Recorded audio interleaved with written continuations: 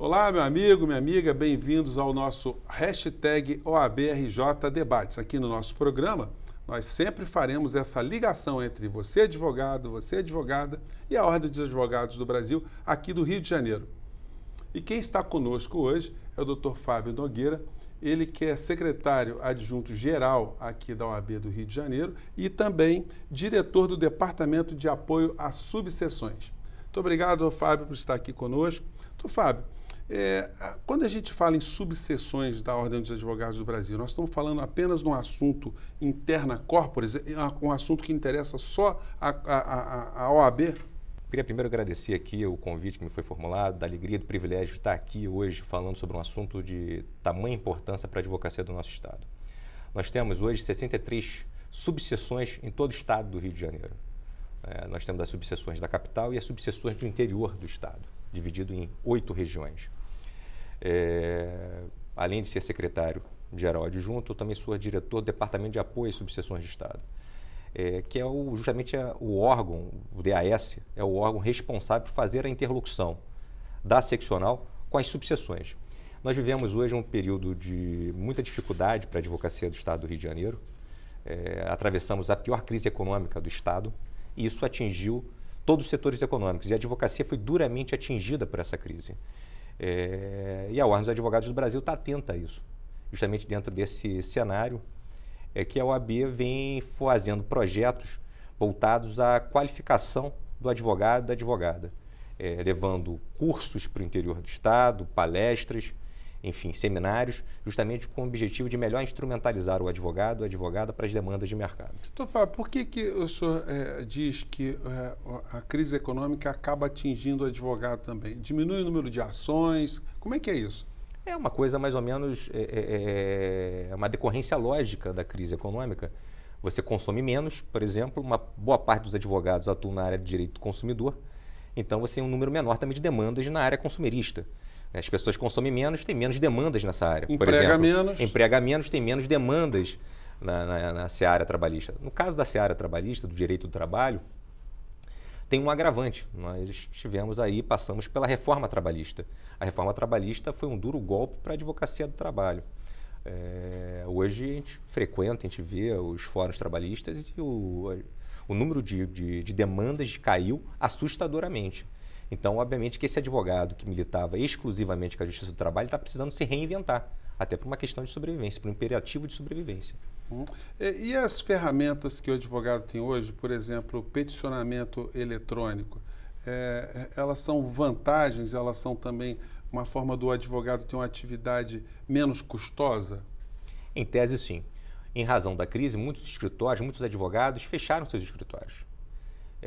Eles passaram a utilizar as estruturas da ordem. Hoje nós temos 63 subseções espalhadas por todo o Estado do Rio de Janeiro, subseções com auditórios, centrais de peticionamento eletrônico, escritórios compartilhados, computadores, para poder bem atender a advocacia local. Ano passado, por exemplo, nós inauguramos a Casa Celso Fontinelli, que é a maior casa da advocacia do país. São 1.800 metros quadrados num prédio da Cândido Mendes, 200 computadores, 33 escritórios compartilhados, centrais de peticionamento eletrônico, para poder atender bem a advocacia do Estado do Rio de Janeiro.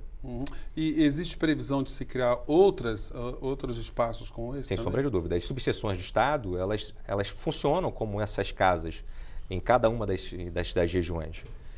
Nós temos hoje 220 pontos de atendimento espalhados em todo o Estado do Rio de Janeiro. Só para você ter uma ideia, Júnior, a OAB tem mais pontos de atendimento aos advogados e advogadas do que o Estado do Rio de Janeiro tem de atendimento aos cidadãos do Estado do Rio.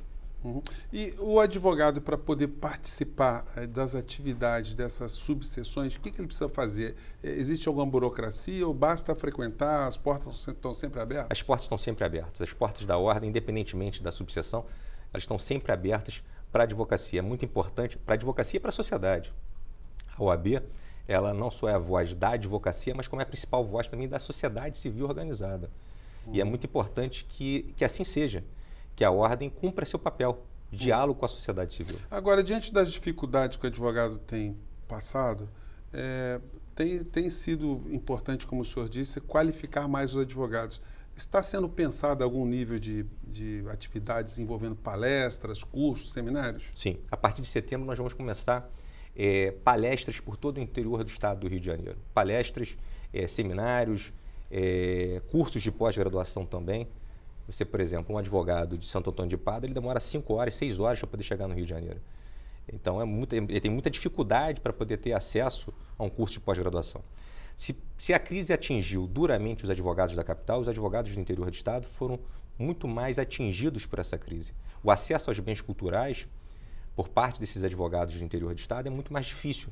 Então, a Ordem, compreendendo essa necessidade e a importância de melhor qualificá-los, vai investir maciçamente na questão do ensino à distância. Não somente através do trabalho do Departamento de Apoio e Subseções de Estado, mas também com a questão da ESA, da Escola Superior da Advocacia. Nós estamos fazendo uma obra e nós vamos triplicar a capacidade de atendimento à advocacia. Além disso, nós vamos investir também no ensino à distância. Essas informações estarão disponíveis no site da OAB? Todas elas estarão disponíveis no site da Ordem. Então, você é advogado, não perca essa chance que você tem de se qualificar cada vez mais e de interagir com outras pessoas da classe também, que é sempre muito positivo também, né, doutor Fábio? Sem sombra de dúvidas.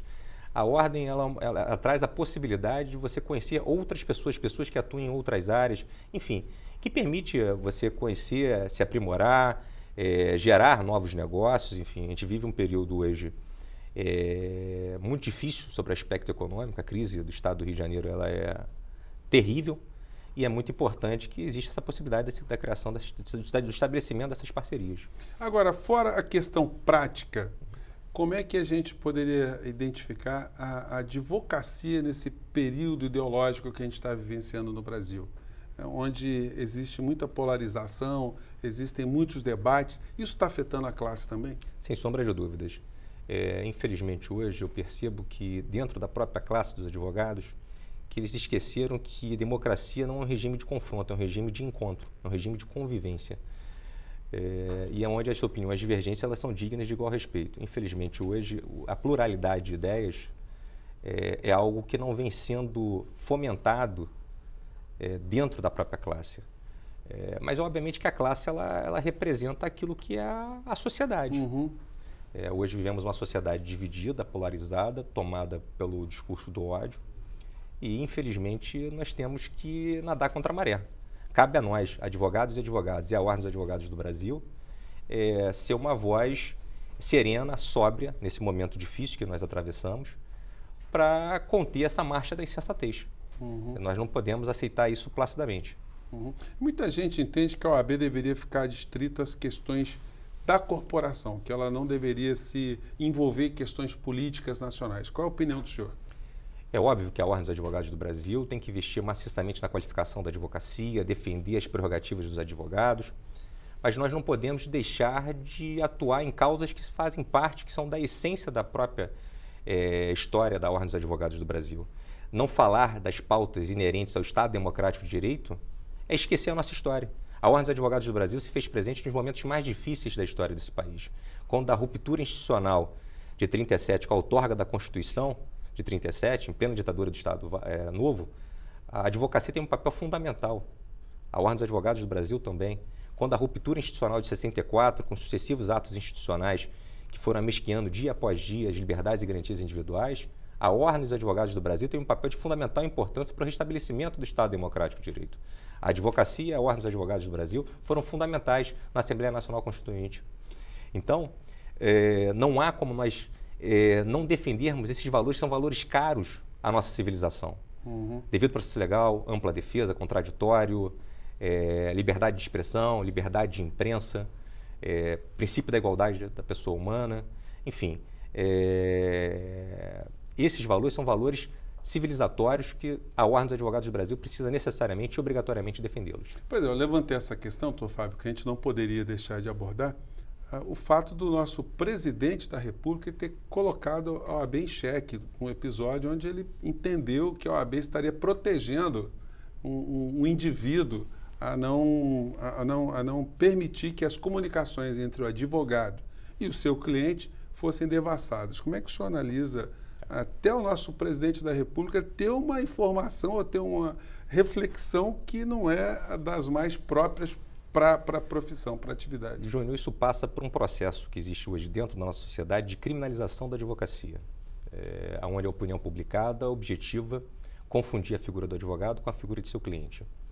O que a Ordem dos Advogados fez nesse episódio foi proteger uma prerrogativa do advogado, que é a inviolabilidade da relação advogado-cliente. Isso é uma prerrogativa, isso é um valor caro e essencial para o exercício pleno da advocacia. E o exercício pleno da advocacia, ele só ocorre quando existe a plenitude das nossas prerrogativas. Então, as prerrogativas, elas existem para quê? Para que nós possamos dar voz a quem não pode falar. Nós somos, muitas vezes, a última trincheira para o exercício pleno da cidadania. Então, nesse caso específico, houve ali uma confusão proposital do mandatário máximo do país, onde ele demonstrou, especificamente em relação ao presidente Felipe, não só uma falta de empatia, né, uma falta de compaixão com aquele episódio, como também demonstrou, sobretudo, uma falta de compromisso com a verdade, que é algo inadmissível vindo de um presidente da República. Por quê? Porque no caso específico, no caso concreto, já havia uma decisão transitada de julgado, uma sentença transitada de julgado, reconhecendo que Fernando Santa Cruz havia sido morto nos porões da ditadura. Havia uma certidão já de óbito, reconhecendo que ele havia sido morto pelo Estado. Então, é negar o óbvio. Pessoas tiveram suas vidas ceifadas pelo regime de arbítrio.